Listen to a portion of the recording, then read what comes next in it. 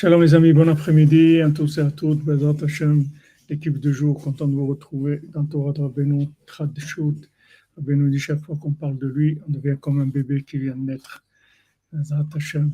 Voilà la clé de la Trad Shoot, c'est de parler de Rabbeinu tous les jours, de parler du monde Dieu en veut, qui se renouvelle chaque instant. Bezat Hashem. Ashenu matofretenu umanayim yorenu. Ashenu matofretenu umanayim yorenu. Ashenu matofretenu umanayim yorenu. Ashenu matofretenu umanayim yorenu. Ashenu matofretenu umanayim yorenu. Ashenu matofretenu umanayim yorenu. Ashenu matofretenu umanayim. Voilà, alors on fait le cours Bezrat Hashem pour refouach lema de tous les malades, refouat nefesh, refouat gouf pour des ivougim, pour tous les célibataires, pour le shalom bayit, pour tous les mariés, pour la fin de la colère et la fin des nerfs et de la guerre et un monde meilleur comme Hachem le veut. Eli ben Rachel. Pour la tinoquette, Chana Batrava. Anna Batrava. Chana Batrava. Chana Batrava. Refouach lema pour le Rav Besançon, Israël Yitzhak ben Fortuné, pour Dvorah Miriam bat Korina Yala, Yochanan Nachman ben Rachel. Eli ben Rachel, Chana Batrava, toutes les Yeshuot, Bezrat Hashem, pour Shlomo Dov Merzala Cohen, Eliyahu Nathan ben Yocheved Cohen, Dan ben Rosa ben Amour et ben Mazal, pour l'élévation de l'âme de Meir ben Rina, Aïcha Batitou, David ben Shoshana.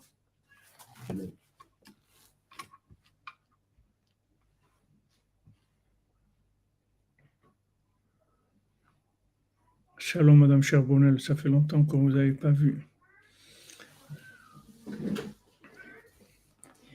Alors, on continue dans notre étude du Likutei Halachot sur la Torah 59.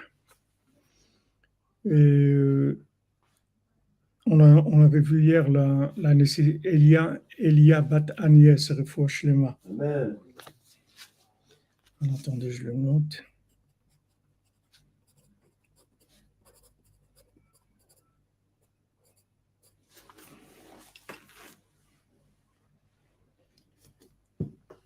On avait vu l'importance de payer le salarié à la fin de son activité, que ce soit le jour ou la nuit, il faut le payer une fois qu'il a fini son travail, parce qu'en fait, c'est la vitalité de son âme et c'est ce qui va faire qui va calmer sa colère. Parce que toute la raison pour laquelle il s'est vendu comme travailleur, c'est parce qu'il est en colère. Cette colère lui a enlevé la parnassa et maintenant il s'est vendu.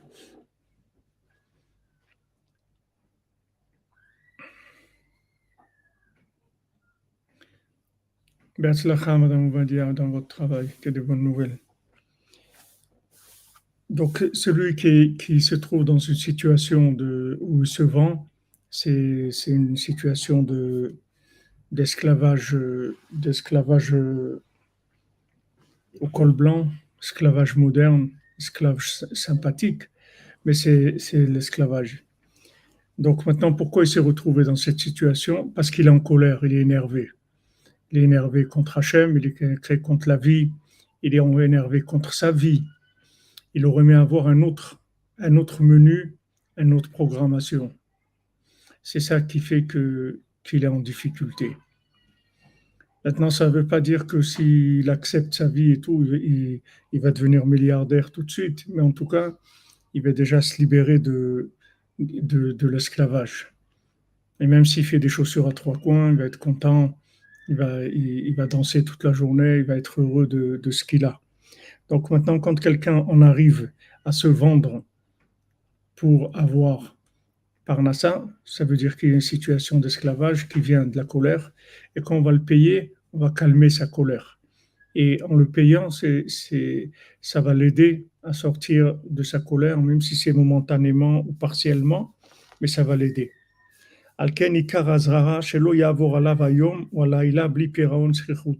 C'est pour ça que la Torah nous met en garde de ne pas laisser passer le jour ou la nuit sans lui payer ce que lui est dû.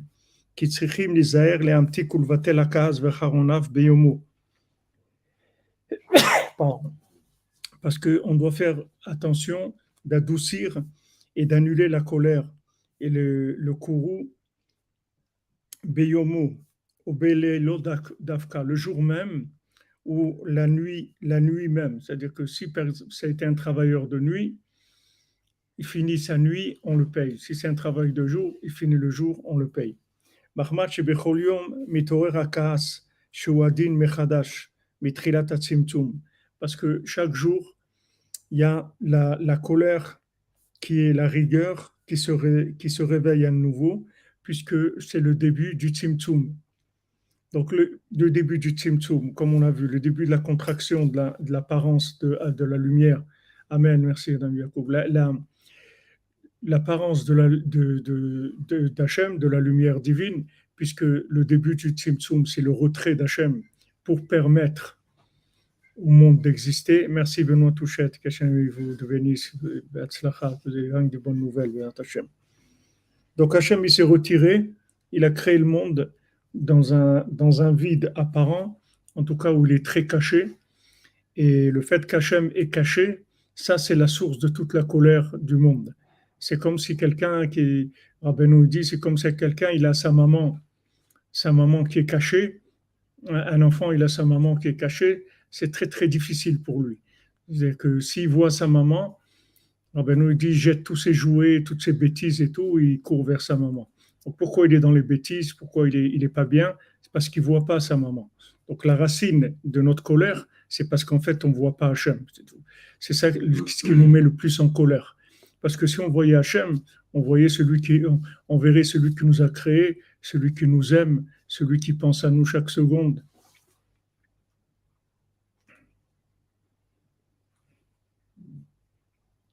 Une trouvant pour la fin de la colère chez soi dans le monde, on demande à Hachem d'arrêter les guerres, on pense déjà au Man Hanouka chez les Rebbe avec le Mishkan construit. Oh, Amen, Amen, Aaron.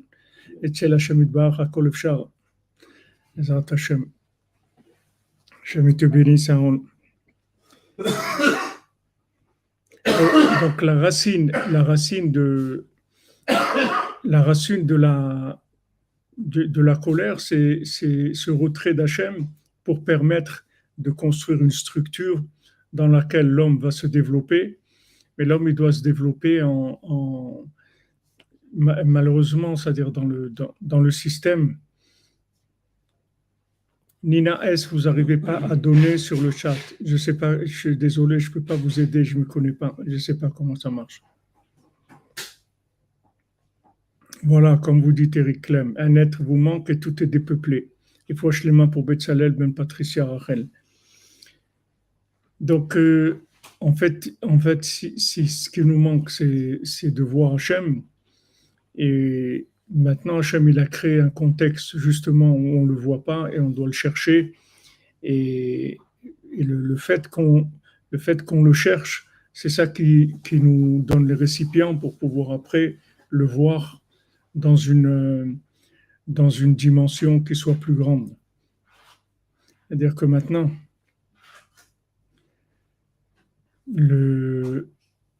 quand on cherche Hachem, cette recherche-là, malgré l'éloignement, malgré la stara, c'est-à-dire qu'Hachem il est caché de nous, comme maintenant, comme Hachem nous a dit à la fin des temps, alors Astir, à la fin des temps, je vais me cacher de vous. Shalom, à la fin des temps, je vais me cacher de vous. Caché, je vais me cacher. C'est-à-dire, déjà, il était caché, mais maintenant, il est caché. C'est-à-dire qu'il est caché, il est tellement caché qu'on peut vivre sans sentir le besoin de le chercher. Alors qu'avant, les gens, ils avaient besoin de chercher Hachem. C'était quelque chose d'évident. Tout le monde croyait en Dieu, tout le monde, quand on arrivait en Ukraine, plutôt c'était en URSS, dans les années 79, avec le Besançon chez il y avait il n'y avait pas une femme qui n'avait pas la tête couverte et je dirais, il y avait des réflexes naturels chez les gens. Toutes les femmes, elles avaient des foulards. C'est la vie normale, c'est-à-dire, c'est pas besoin d'en faire un plat. Aujourd'hui, il faut expliquer pourquoi tout, il faut donner des explications parce que les gens ne comprennent rien du tout. C'est-à-dire, les gens, ils vivent rien, ils voient rien. C'est Astara chez Betoch Astara. C'est-à-dire que le fait qu'Hachem est caché, ça aussi, c'est caché. Ça veut dire que maintenant, quelqu'un il peut vivre toute sa vie tranquille, une vie peinard, tranquille, bien, à l'aise, sans souci, bien, il va kiffer toute sa vie et tout. Il n'a jamais eu besoin d'Hachem, il n'a jamais eu besoin de prier, jamais besoin de chercher, rien du tout avant. Alors qu'avant, ce besoin, il était naturel, parce qu'il n'y avait que Astara. Maintenant, c'est Astara chez Betoch Astara. Alors maintenant que c'est Astara chez Betoch Astara, alors c'est sûr que quelqu'un qui cherche, même un tout petit peu, ça a une valeur énormément plus grande et ça rapporte plus. C'est-à-dire que les gens, ils arrivent à des niveaux beaucoup plus grands. Les gens qui cherchent, ils arrivent à des niveaux beaucoup plus grands que les gens qui étaient avant. Dans la même recherche, ils avaient des résultats beaucoup moins grands qu'aujourd'hui. Tandis qu'aujourd'hui, quand on cherche, ça nous fait des récipients énormes pour voir Hachem. Pour voir Hachem, c'est-à-dire nous permettre de palper l'infini, de voir l'infini. Maintenant, on ne va pas le voir dans ce monde, mais dans l'autre monde, on va voir le récipient qu'on a fait. C'est-à-dire combien on est capable de voir l'infini, de se rapprocher de l'infini. Plus on cherche, c'est-à-dire que plus on se trouve dans des situations qui sont obscures, et plus la lumière, elle est valorisée. C'est-à-dire que maintenant, dans l'obscurité, on ne cherche pas le soleil. Dans l'obscurité, on cherche une bougie, on ne cherche pas le soleil. C'est-à-dire que dans l'obscurité, la moindre bougie, elle prend une valeur extraordinaire. Wow, j'ai une bougie, je peux lire, je peux faire ça, je peux manger, je peux préparer à manger, je peux circuler dans la maison, etc. avec une bougie seulement. C'est-à-dire que ça prend de la valeur. Oui, c'est le respect de la vie aussi, comme vous dites, tout simplement. Le respect de la vie, donner la valeur de la vie. Aujourd'hui, ça n'a pas de valeur, la vie.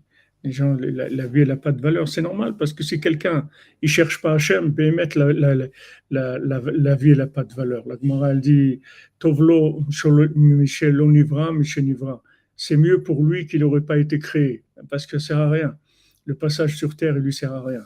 Bien que maintenant, ben, mettre les mythos, rien que le fait de naître dans ce monde et de passer par ce monde, c'est déjà quelque chose. Même si quelqu'un il a jamais cherché Dieu, le fait qu'il est né dans ce monde, qu'il est mort, il y a quelque chose qui s'est passé, il y a un petit quelque chose qui va être mieux pour lui.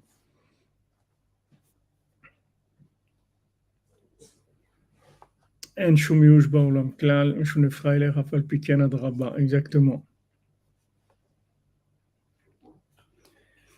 וצריכים להתגבר להמתיק הדין והכעס ביומו בלילות דייקה בעת שינוי העתים.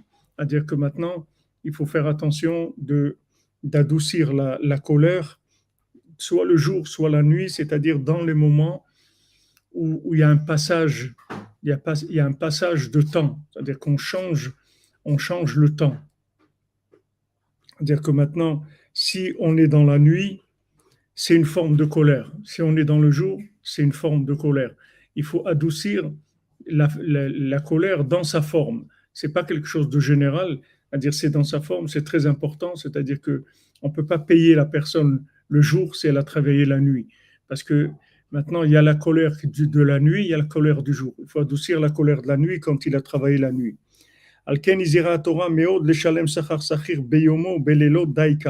C'est pour ça que la Torah met en garde beaucoup de faire très attention de payer l'employé le jour ou la nuit précisément. Pour adoucir et annuler chez lui la colère dans son moment. Dans son moment. Parce qu'il y a le jour, il y a la nuit. Il y a la colère du jour, il y a la colère de la nuit. C'est pas la même chose. C'est-à-dire les raisons pour lesquelles quelqu'un est en colère la nuit, et quelqu'un en colère le jour, c'est pas les mêmes raisons. Donc il faut adoucir, il faut lui adoucir ça. Maintenant, comment il fait? Il lui donne de l'argent. Avec ça, il calme sa frustration et il va commencer à s'en sortir. Maintenant, tout ce que je vous ai parlé hier pour le travail, la parmassa, etc. Après,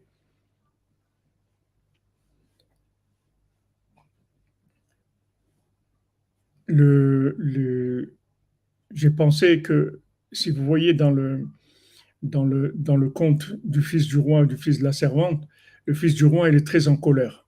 Parce que, en fait, il sent qu'il est un roi, il sent qu'il est un fils de roi, et maintenant, dans, il vit dans des conditions de fils de servante. Maintenant, ses parents, c'est pas ses parents. Et il vit avec des gens où il n'est pas bien, où il n'est pas bien. Moi, je me souviens quand j'étais au lycée Berthelot, à Toulouse, j'allais au jardin des plantes après le lycée, et je m'asseyais sur un banc. Je me disais, mais c'est pas possible que le monde il soit fait pour ça. Pour une telle bêtise, c'est pas possible. Surtout quand vous ajoutez l'accent toulousain, ça augmente la bêtise. C'est ça. C'est magnifique l'accent toulousain. Ah ouais, il est magnifique. Ouais. Ça augmente la bêtise encore plus, c'est-à-dire ça intensifie la bêtise. Quand quelqu'un dit une bêtise, dit une bêtise, mais avec l'accent toulousain, ça fait plus bête encore. C'est chantant, c'est agréable. Donc, chacun sait, moi, ça me démoralisait. Parce que tu viens du sud, mais nous qui venons du nord, c'est plus dur pour nous c'est agréable. Ah ouais, mais pour toi, ça te fait rigoler, c'est tout. Mais moi, tu pouvais pas prendre une expression, quelque chose au sérieux avec un accent toulousain, c'est impossible. C'est-à-dire, le gars, il te fait un discours avec un accent toulousain, moi, je ne pouvais pas prendre au sérieux. Pour moi, c'est comme une Fernandelle. C'est-à-dire, c'est rigolo. C'est vrai. Ouais. Mais c'est comme ça qu'il faut voir les choses. Ouais, non, Marseille, c'est mieux. Avait la sang. Jamais on ne savait pas si on parlait de la grand-mère ou de la grand-mère en école. À l'école, tu veux pas savoir, c'est la grand-mère ou la grand-mère. Tu savais jamais où tu étais. Mais c'est-à-dire quand je sortais du lycée, je me souviens, je voyais le monde, je disais, mais c'est pas possible, il y a quelque chose dans ce monde. C'est pas possible, c'est ça, là, on n'est pas là pour ça, il y a quelque chose qui manque. Il y a quelque chose qui manque. Et ça donne de la colère. Tu es en colère parce que tu sens que c'est pas ça. Mais quelqu'un, il va te dire, mais ça va, ne t'énerve pas, ça allait, tranquille, viens, on va aller boire un coup, viens, on va faire une partie de tarot. Le tarot, aïe. Le dimanche, pour moi, quand je voyais le dimanche tous les étudiants au café jouer au tarot et regarder le match de foot à la télé, pour moi, c'est des visions apocalyptiques. Pour moi, c'est la fin du monde. C'est-à-dire voir un niveau de bêtises humaines, c'est comme ça. Je ne pouvais pas. Pourtant, vous pouvez me poser des questions, mais c'est quoi alors? Je ne savais pas du tout. Rien. Mais ce n'est pas ça. Ça, je suis sûr que ce n'est pas ça. Il y a un problème. Qu'est-ce que je fais là? Et les gens, ils souriaient comme ça. Ils disaient, allez, mais viens t'asseoir, arrête. Arrête. Concrètement, c'est quoi le problème? C'est la consommation? C'est la perte de temps? Concrètement, ça veut dire que maintenant, tu as une conscience un petit peu plus élevée que les autres. Donc, c'est pour ça que tu t'appelles fils de roi. Et tu vis dans des conditions avec des fils de servante, avec des gens qui se complaisent dans la bêtise. Tu comprends? C'est ça le problème. C'est que tu as une sensibilité, c'est-à-dire les parois, elles sont un peu plus fines. Donc, tu ressens qu'il y a un problème. Mais tu es incapable de l'exprimer, c'est-à-dire en tout cas de dire ce que c'est. Tu vois qu'il y a un problème, c'est des visions. C'est impossible que le monde ait été créé pour jouer au tarot le dimanche et regarder les matchs de foot à la télé. Ça, c'est sûr que c'est pas ça. Ça, c'est sûr, il n'y a aucune raison. C'est-à-dire, il n'y a aucun doute, je veux dire. C'est sûr. Enfermé dans le sac d'avril, comme a fait Rivka se marie avec un Breslev. Amen, Michael se bague. Sudra Beno, Bezrat Hashem. un bon chidour pour ta fille, Bezrat Hashem. Tu peux pas, c'est-à-dire, le fils du roi, pourquoi il s'appelle un fils du roi? Parce qu'en fait, il a une sensibilité qui est plus grande. C'est-à-dire qu'il a une émanation de l'âme qui est un petit peu plus grande que la normale. C'est ça le pouvoir qu'il a. C'est pour ça qu'il est un Meller.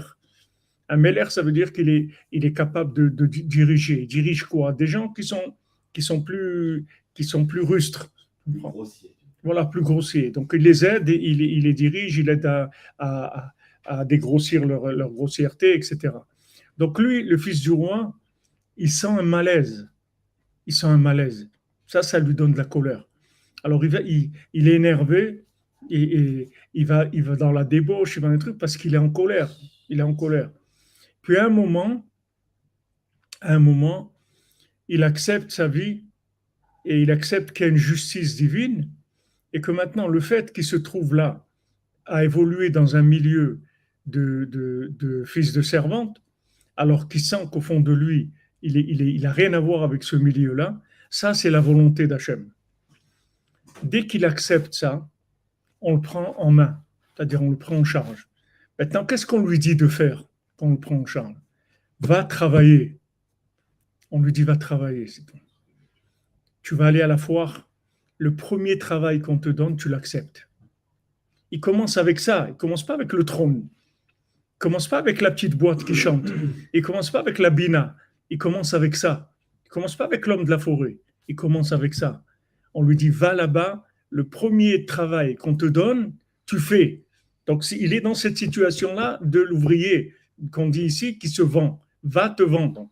Et à qui il se vend? Un bonhomme cruel et tout, mais il te dit là-bas, Rabbeinu, il te précise, c'est pas qu'il était cruel, mais lui, il s'imaginait, parce que lui, il avait une sensibilité qui lui déformait les situations. C'est-à-dire, il voyait des gens à l'envers, il voyait des gens cruels, méchants et tout, mais c'est pas vrai. C'est-à-dire que les gens, ils n'étaient pas méchants.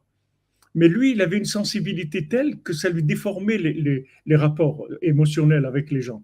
Donc, il croyait que son patron, c'était quelqu'un qui allait le tuer s'il faisait une bêtise. Mais c'est pas vrai, Rabbeinu Comme un précise. maître avec un esclave, parce qu'il dit il a peur qu'il lui donne un coup de bâton et qu'il le tue. Qui c'est qui fait ça? C'est des trucs de la loi dans Shoftim, je crois. C'est un maître avec son esclave. Peut-être que, comme il est ménère, est-ce que ça ne fait pas qu'on lui déforme les choses que quand il est simplement employé, pour lui, c'est comme s'il était esclave, carrément? Oui, il vit comme. C'est-à-dire, pour lui, quand il touche le monde du travail, pour lui, il ressent qu'il est un esclave.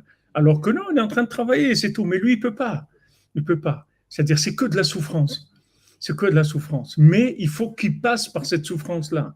Parce que une fois que maintenant, il va arriver au paroxysme de la contradiction par rapport à sa sensibilité, on lui dira arrête, c'est pas des animaux, c'était Averot. C'est-à-dire, tu es Averot. Ça veut dire que c'est toute ta colère que tu t'es révolté contre Hachem. C'est ça les vaches derrière du coup. Tu cours derrière des vaches qui sont la concrétisation de tes nerfs. Tu prends. C'est pour ça que maintenant tu es en train de courir derrière des vaches pour essayer de gagner ta vie et que tu as un patron cruel, un patron qui veut que si jamais tu rentres sans les vaches, il va te tuer, un truc et tout. Il se trouve dans une situation comme ça horrible, horrible. Mais il est obligé de passer par là. Une fois qu'il a rempli, qu'il a payé, qu'il a évacué sa colère, alors il rencontre l'homme de la forêt et l'homme de la forêt lui dit ça y est mon ami, terminé, allez viens. Il dit oui mais les vaches, il dit c'est pas des vaches, c'est ta colère, c'est tout. Laisse tomber, elles n'existent pas ces vaches. Il n'y a pas de vaches, il n'y a pas de adieu vos vaches cochons, adieu tout, laisse tomber tout ça, allez viens on s'en va, viens avec moi et je vais te montrer, suis-moi. Et là ça commence déjà au Lamatikun, ça y est, ça commence le monde de la réparation, ça y est, ça commence. Il va avec l'homme de la forêt et il rencontre l'autre, justement le vrai esclave, c'est-à-dire celui qui était son inversion, il le rencontre, son inversion personnalisée, il la rencontre et il doit jouer avec lui, C'est-à-dire il va dealer avec lui. Il va falloir qu'il vive avec lui.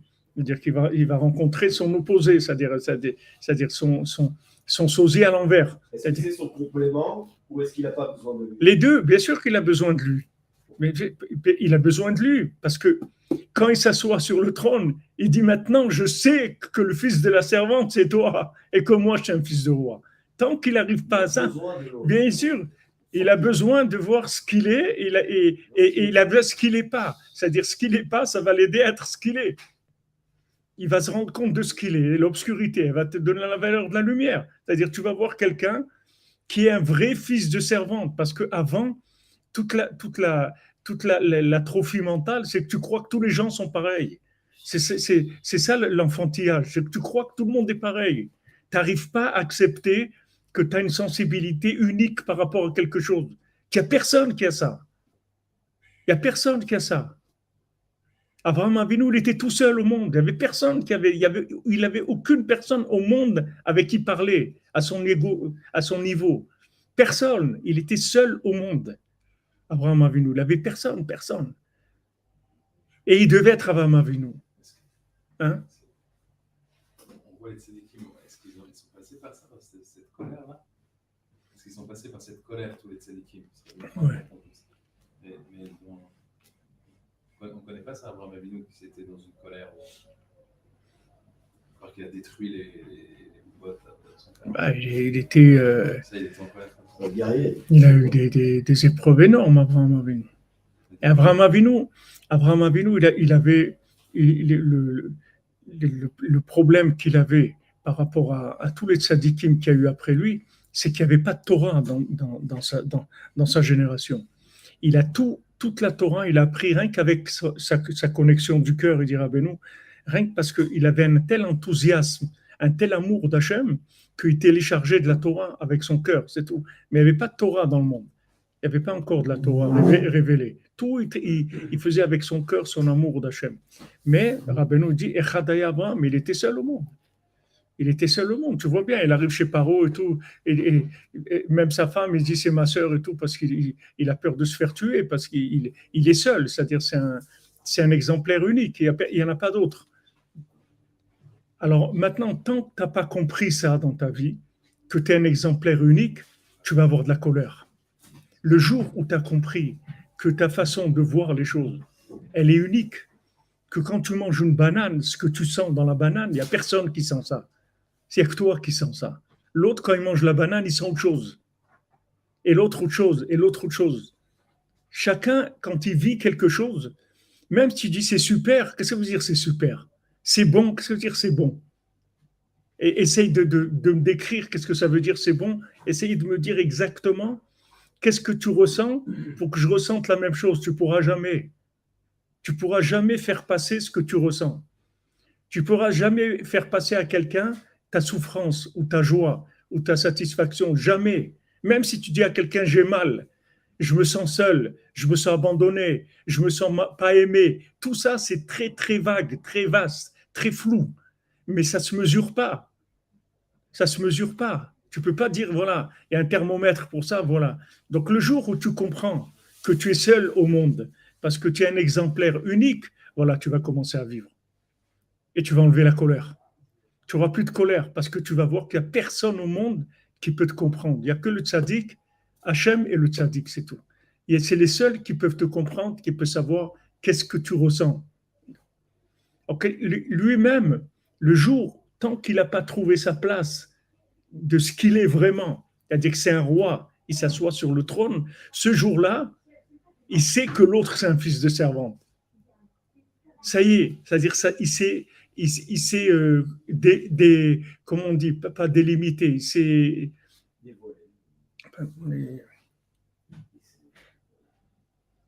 libéré. Il est sorti.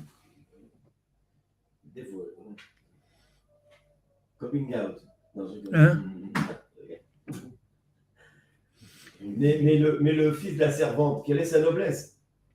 Okay, on ne s'occupe pas du fils de la servante. Le fils de la servante, c'est un accompagnateur, il est là, c'est un accompagnateur. C'est-à-dire, Esav, il est là pour accompagner Yaakov. Il ne nous intéresse pas son truc. Tu comprends?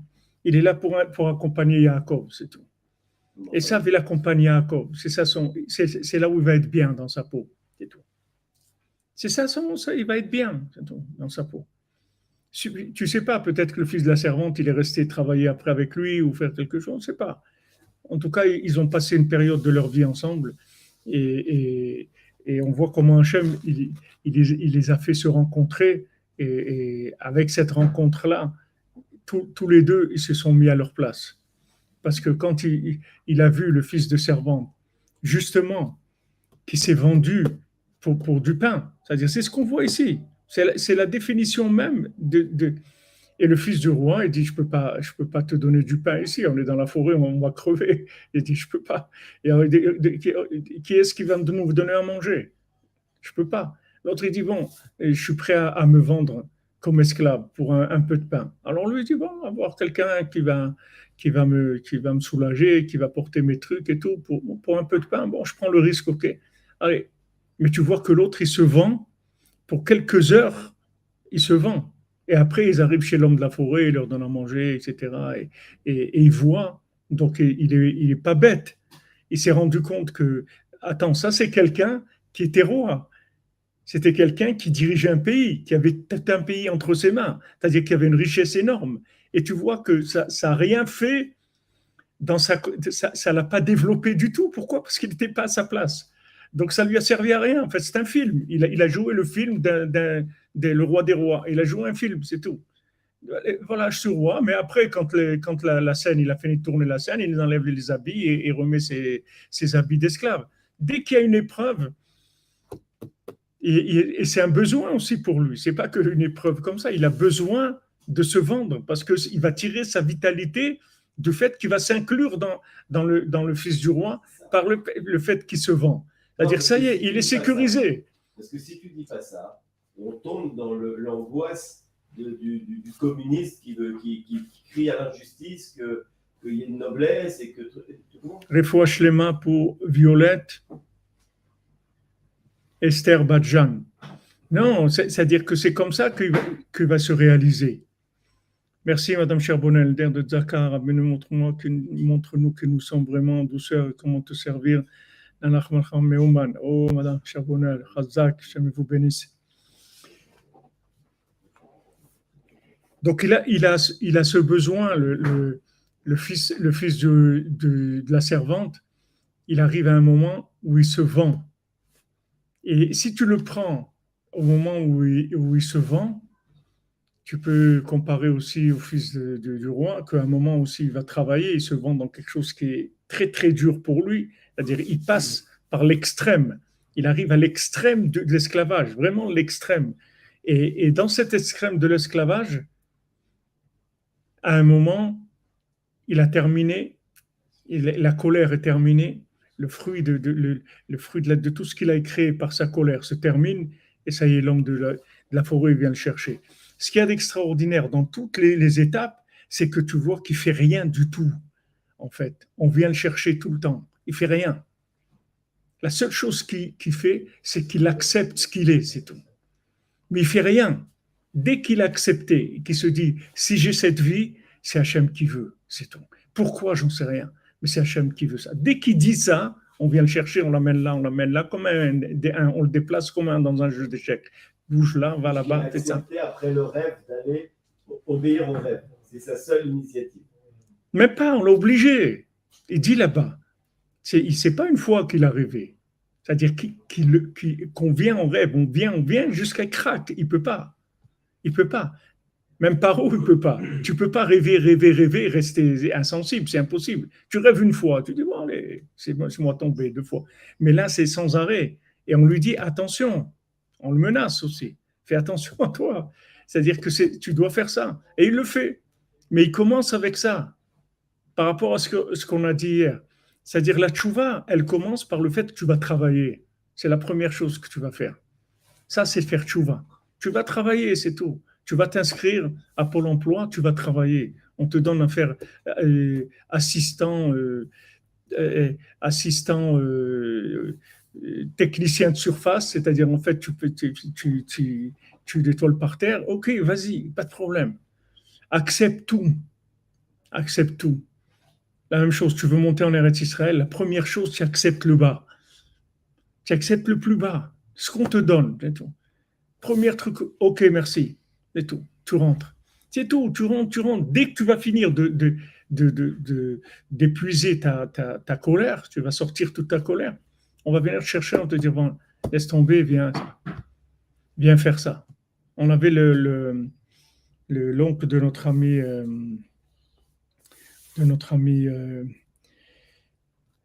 Aaron Ben Juliette Gaba, dans la Vachalom.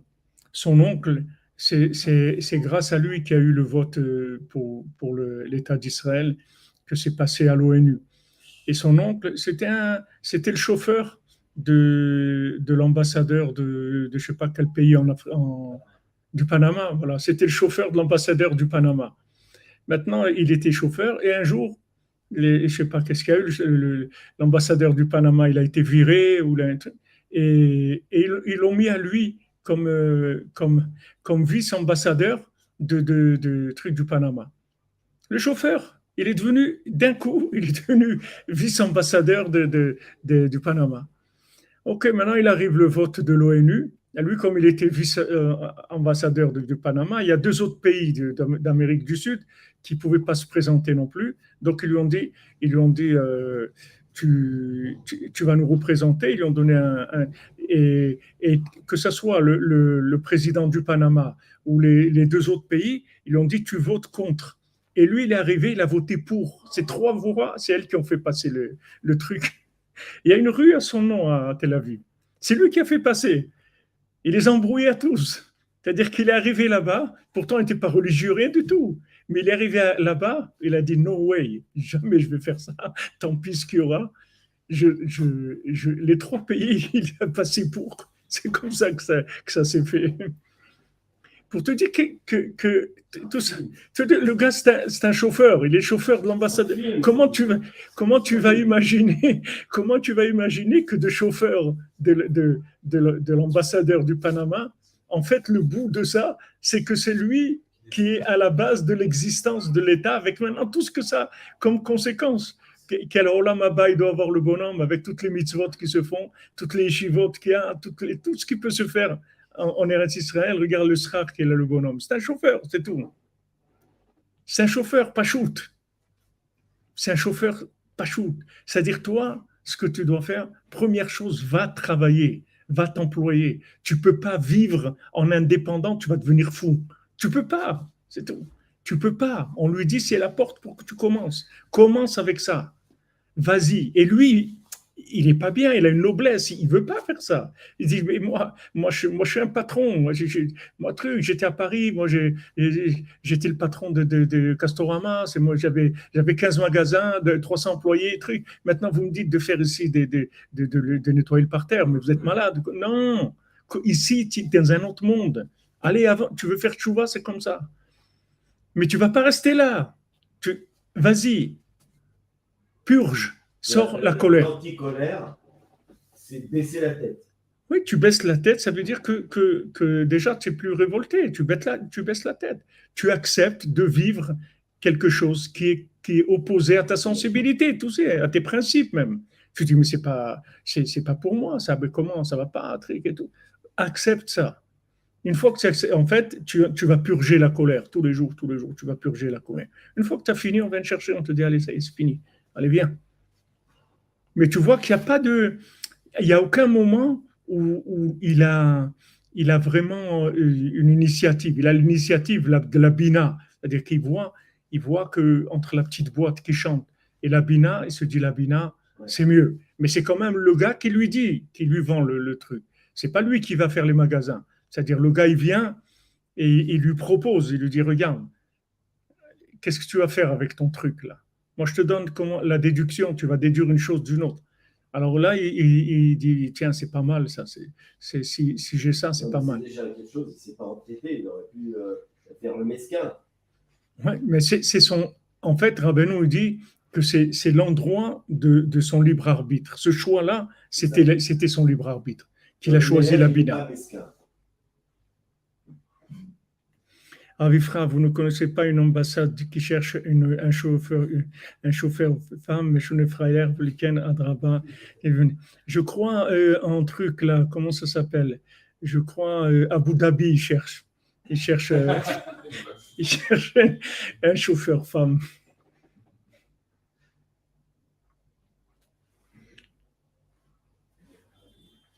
Ils ont fait la paix avec Israël, Abu Dhabi, non? Je sais pas. Il ne connaît pas dans ces trucs-là. Donc, c'est celui qui se trouve dans cette situation maintenant où c'est vendu pour travailleur de jour ou travailleur de nuit, il faut que tu le payes tout de suite. Parce qu'en fait, quand tu vas le payer, tu vas lui donner de la vitalité, tu vas l'aider à sortir de sa situation d'esclavage.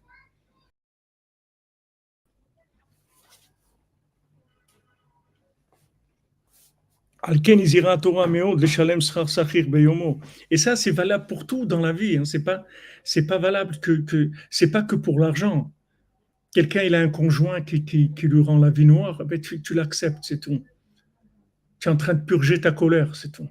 Purge ta colère, c'est tout. Ça va se terminer, tu vas voir. Tu vas pas, ça va, à un moment, ça y est, dès que tu auras fini, ça va se mettre en place. Pour l'instant, c'est comme ça, mais ça va changer. C'est bon, il doit partir. Demande-le à lui. Il doit partir, il peut partir, mais il est venu pour arranger l'Internet. Il veut le faire maintenant. Sinon, il part, il revient dans la semaine. Non, il peut le faire maintenant. J'ai fini, ça y est. J'ai pratiquement fini. Il a besoin d'Internet. Voilà, on accepte, et ça, c'est le chemin de la Géoula. Michael Benjamin, bon, les amis, il y a une intervention sur Internet, donc on arrête tout de suite. Voilà, de toute façon, on a reçu aujourd'hui de quoi avancer. Il y a de quoi faire. Ashrenu matov chelkenu manayim goralenu. Ashrenu matov chelkenu manayim goralenu. Ashrenu matov chelkenu manayim goralenu. Ashrenu matov chelkenu. Exactement, l'acceptation, c'est la libération, tout à fait. En tout cas, c'est le chemin vers la liberté. Ashrenu matov chelkenu manayim goralenu. Voilà, portez-vous bien, les amis. On se retrouve à 4 heures avec le premier mondial.